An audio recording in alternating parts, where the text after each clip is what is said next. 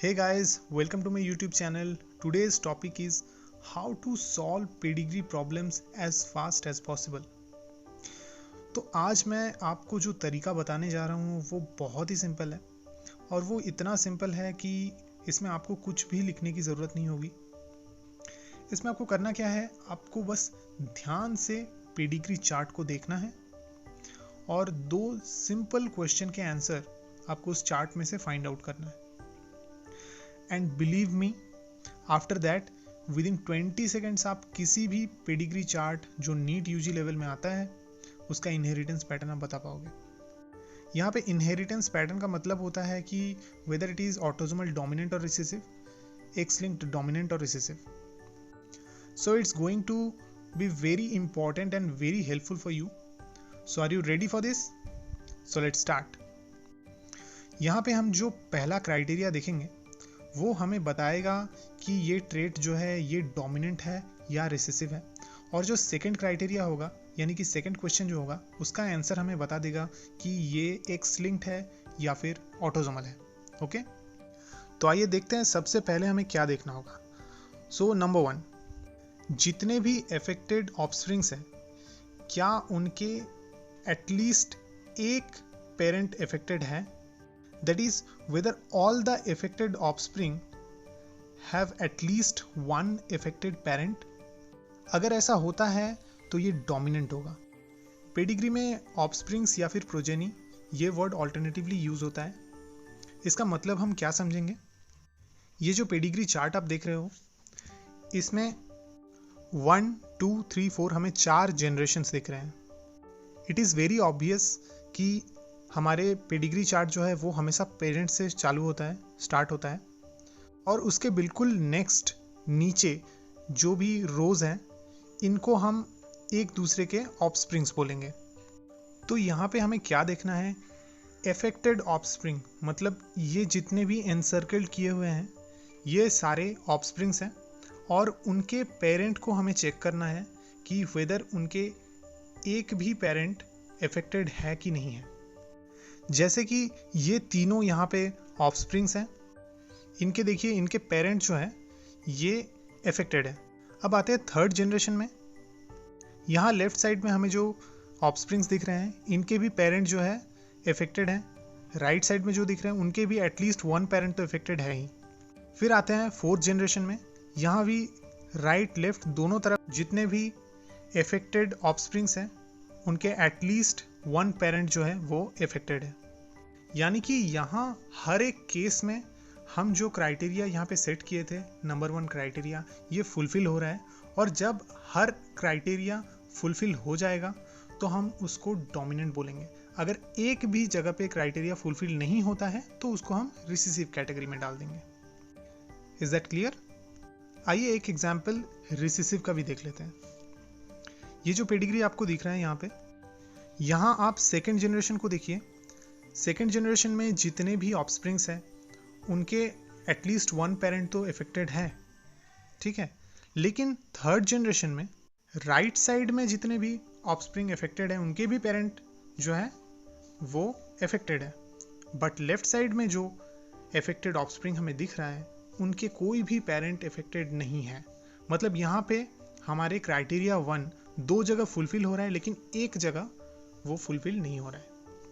सो अगर एक भी जगह में वो फुलफिल नहीं होगा तो हम उसे रिसेसिव कैटेगरी में डाल देंगे।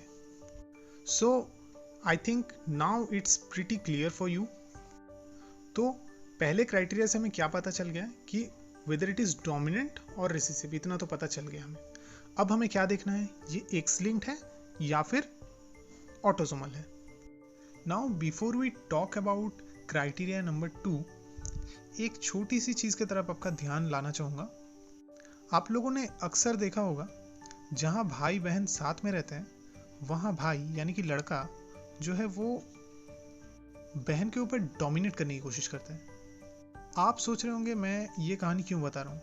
ये कहानी मैं आपको इसलिए बता रहा हूँ ताकि आप क्राइटेरिया नंबर 2 को बिना गलती किए याद रख पाए। Now comes criteria number 2। ध्यान दीजिएगा यहाँ पे, जैसे ही हमें पता चलता है कि ये ट्रेट डोमिनेंट है what we will look for in the pedigree chart is affected sons. यानी कि अगर डोमिनेंट ट्रेट है तो हम affected sons को ढूंढेंगे, और अगर रिसेसिव है तो affected daughters को ढूंढेंगे. नाउ जैसे ही हमारा ये प्रोसेस कंप्लीट हो जाता है, हम लोग क्या करेंगे, ये जो रेस्पेक्टिव affected sons या daughters को हम लोगों ने फाइंड आउट किए हैं, उनके प्रीवियस जनरेशन और नेक्स्ट जनरेशन, दोनों ही जनरेशन में जितने भी ऑपोजिट सेक्स के इंडिविजुअल्स हैं वो अफेक्टेड है कि नहीं, ये फाइंड आउट करेंगे. तो यहाँ पे इंपॉर्टेंट क्या है, ऑल द अफेक्टेड सन्स और daughters whether they have all the opposite sex individuals in the next and previous generation affected.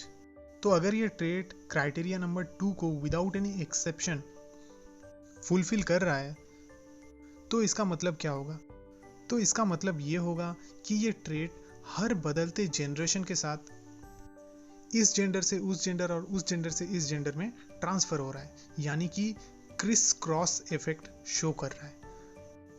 और क्रिस क्रॉस इफेक्ट शो करने का मतलब होता है वो है एक्स लिंक्ड. यहाँ पे क्रिस क्रॉस का साइन भी कुछ एक्स जैसा दिखता है, तो ये भी आपको याद रखने में हेल्प कर सकता है. और ठीक वैसे ही कहीं पे भी अगर इस क्राइटेरिया नंबर 2 में कहीं भी एक्सेप्शन आ जाता है, कहीं पे इसको फुलफिल नहीं कर रहा है, अगर एक भी इंस्टेंस ऐसा हुआ, तो उस केस में हम बोल सकते हैं कि ये ट्रेट जो है वो ऑटोसोमल है. तो आइए, जो प्रीवियस एग्जाम्पल हम लोगों ने देखा था, यहाँ हमें पता था कि ये डोमिनेंट ट्रेट है, और क्योंकि ये डोमिनेंट ट्रेट है तो हम लोग यहाँ पे सिर्फ अफेक्टेड सन्स को देखेंगे. ये 3 यहाँ पे अफेक्टेड सन्स हैं. इस सन के केस में देखिए, इनके जो प्रीवियस जनरेशन है यानी कि उनके मदर वो अफेक्टेड है, और इनके जो नेक्स्ट जनरेशन है यानी कि उनका जो डॉटर वो भी अफेक्टेड है. तो ये क्राइटेरिया 2 को फुलफिल कर रहा है. Now in case of next 2, they don't have any next generation but they are fulfilling their criteria for the previous generation, यानी कि उनके मदर्स जो है वो अफेक्टेड है दोनों के केस में. तो ऐसे पेडिग्री जहाँ पे हमें नेक्स्ट जनरेशन का कोई इन्फॉर्मेशन अवेलेबल नहीं है, तो उसको हम गलत तो नहीं कह सकते हैं. जहाँ इन्फॉर्मेशन अवेलेबल नहीं है वहाँ हमें जितना इन्फॉर्मेशन अवेलेबल है, जैसे कि सिर्फ हमें प्रीवियस जनरेशन का इन्फॉर्मेशन अवेलेबल है, बस उतना ही देख के हमें जज करना होगा.